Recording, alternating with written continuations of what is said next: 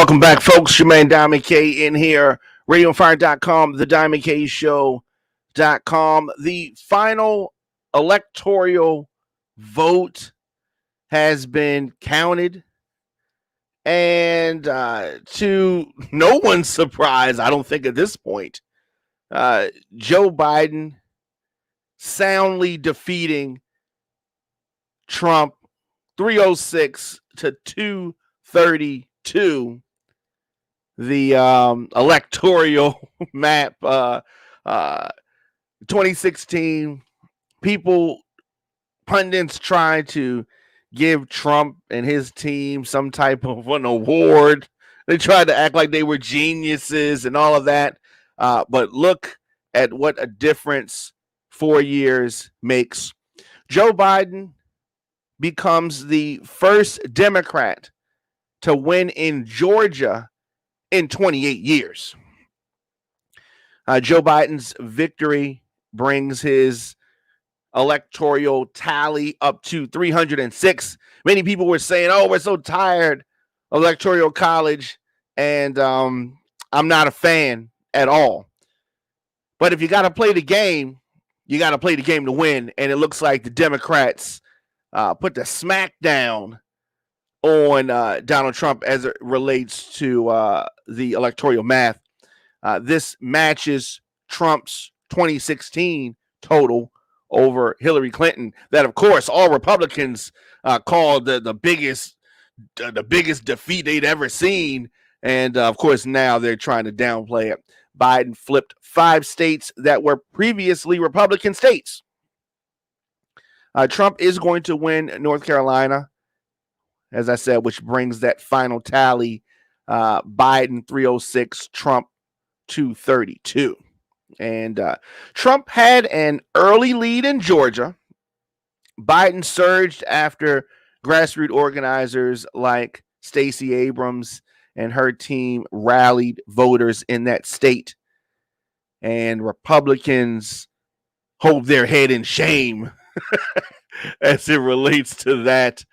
We have been working at this for more than a decade, and there have been dozens of organizations and hundreds of people who have made this their primary mission, Stacey Abrams said.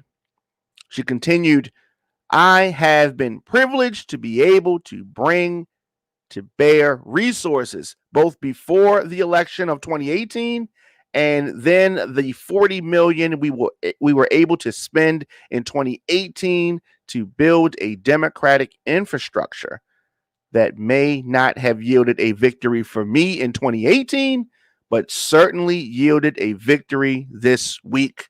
That's coming from Stacey Abrams, one of the real VIPs in this election debacle. Biden is the first Democrat to win since Bill Clinton did it back in 92.